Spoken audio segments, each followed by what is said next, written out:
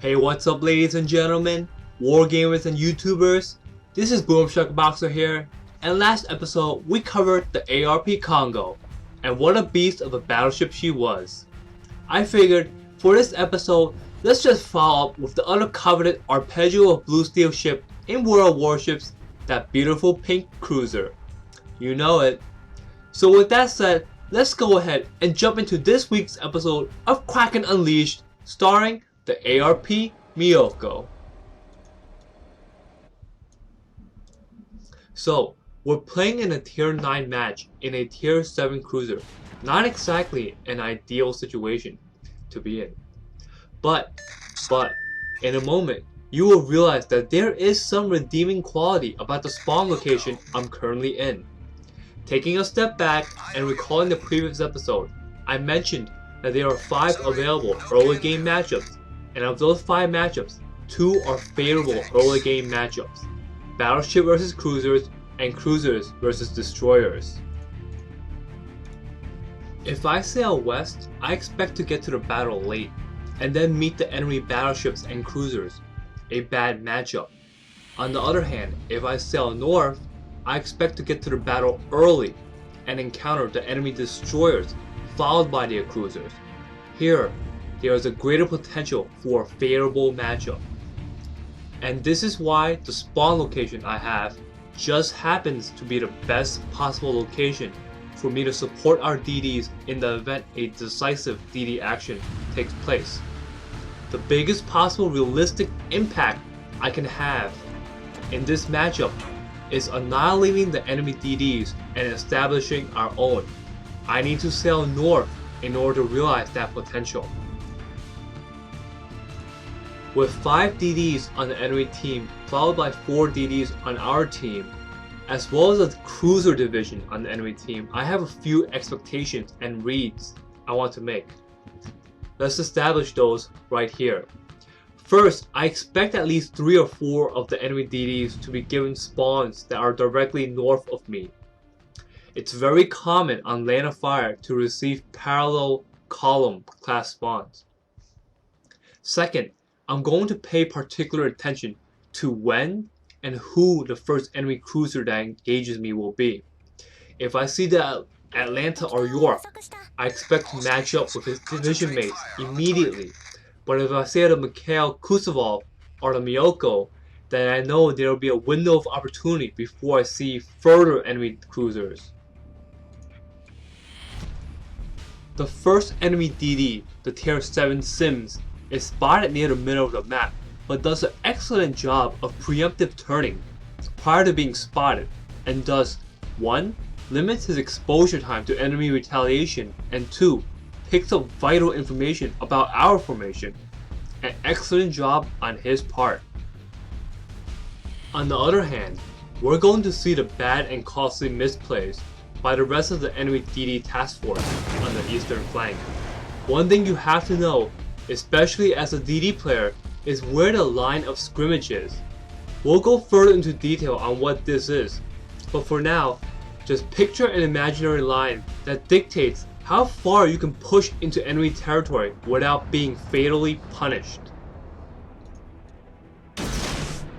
So far so good, we're starting to pick up some really good scouting information on all flanks. On the minimap, I'm starting to see battleships and cruisers on the western flank. Also, 3 out of 5 of the DDs have already been spotted, and 2 out of 3 of them are in engagement ranges of my ARP Myoko. Let's do a quick analysis of the local combat situation on the eastern flank. The previously spotted Hatsuharu was less than 8 kilometers on the east. Udaloy, north of me, is at 13 kilometers, but for whatever reason decides to re-engage southerly. So far, no cruisers have also been spotted. We have a superior concentration of force on the eastern flank, and if the enemy DDs want to engage, then we have to punish. The 4th enemy DD is now also spotted on the eastern flank, but just like the Udaloy and the Hatsuharu, he is also considerably overextended.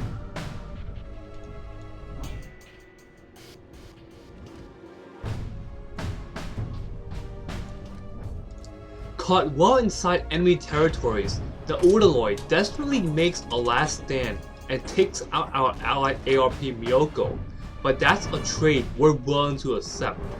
We just gave up one of our lowest valued ships for one of the enemy's best ships. An early trade that will pay dividends throughout the rest of the game.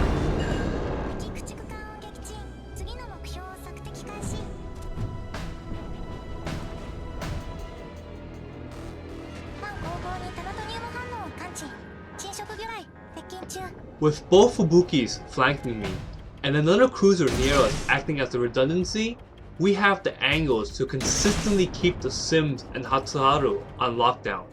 If they wanted out, they should have left months ago.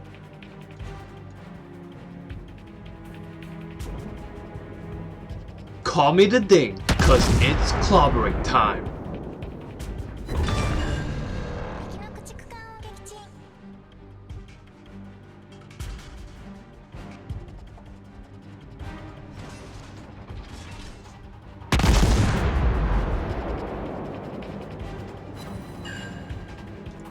A beautiful rudder shift by the Hatsuharu saves him from a devastating strike, but at this distance, it's only a matter of time before his fate is sealed. As soon as I fired that last salvo on the Hatsuharu, I immediately noticed the last enemy DD, the Fletcher. Taking him out would give our DDs free reign on the rest of the enemy team. One of our Fubukis decides to man up and keep the Fletcher on lockdown, but with a generous amount of HP left and the ability to out DPS our Fubuki in a one-on-one, I know this Fubuki is expecting us to land some shots.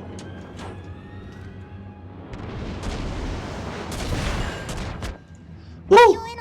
Half my salvo gets clipped by the mountain, but enough of it nails the Fletcher dead center, giving our Fubuki enough of an HP advantage to finish the Fletcher. A job well done.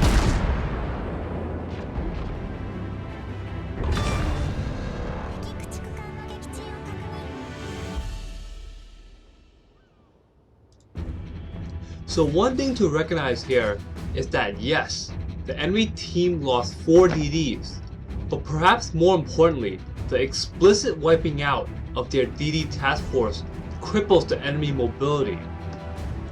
For the rest of this game, the enemy will not have the resources to respond efficiently to threats from multiple angles, an advantage our team recognizes and will eventually capitalize on.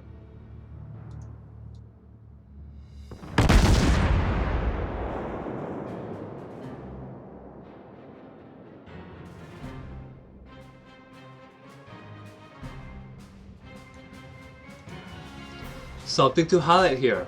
Rule of thumb, if you get hit and set on one fire, just have patience and bear with it. The following is an exception. Mikhail Kutuzov, the only enemy in sight, has his guns bearing on starboard side, doing a port side turn, meaning there's a high probability he won't have another opportunity to light me on fire. I play the probabilities and instantly decide to repair.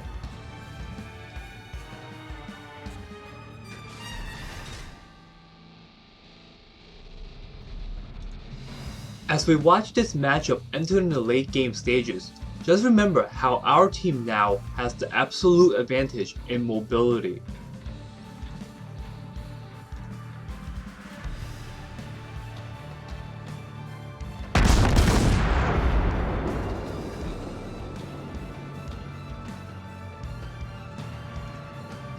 Although it looks as if their team is trying to establish a dangerous push into our flag, full steam ahead, the threat they pose is nominal. Our team at this stage is more than capable of defending a push while simultaneously establishing our own flag pressure earlier than they can.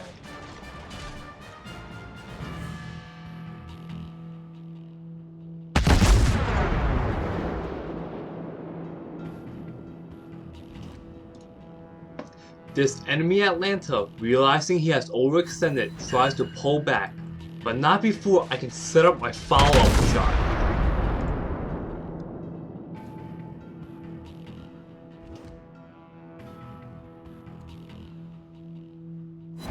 Just beautiful. Always a present getting those invisible kills.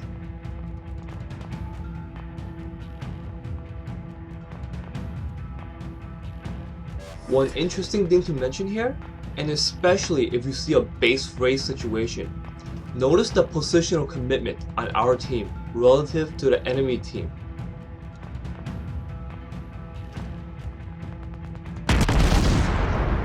All our guys more or less never pushed beyond the 8 line, whereas on the enemy team, they had quite a few ships that played well into the 2 line. As more and more information became available over the duration of the game, there was no reason for the enemy to feel it was necessary to play the 2 line, which pushed them too far away from any objective. On the other hand, relative to the enemy team, our team is playing the 7 and 8 line, taking more shared risk, cutting unnecessary wasted movement, and reaching our objectives faster.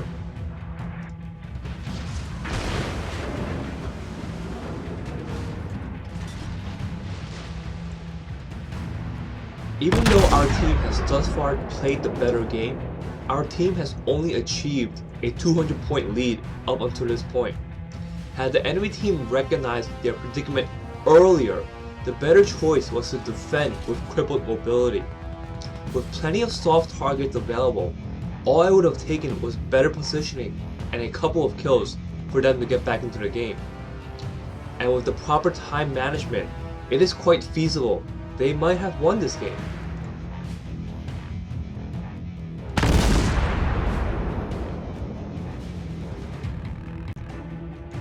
But fortunately for me, the enemy team has no admirals. This game is going way into our favor and it's more or less over.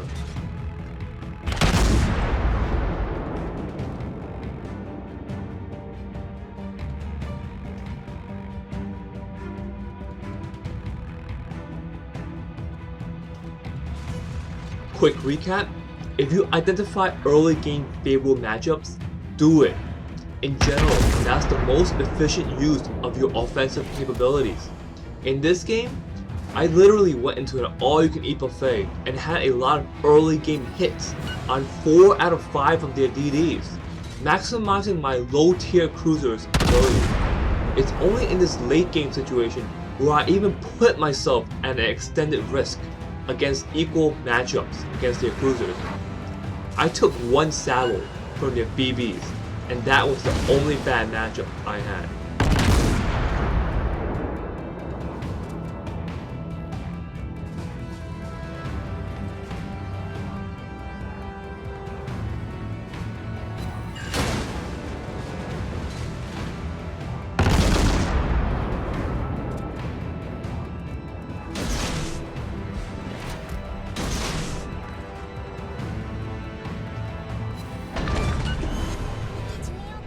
ARP Myoko, Kraken Unleashed.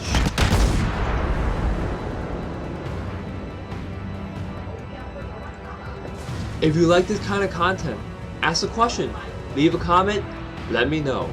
This is Boomshock Boxer, signing out.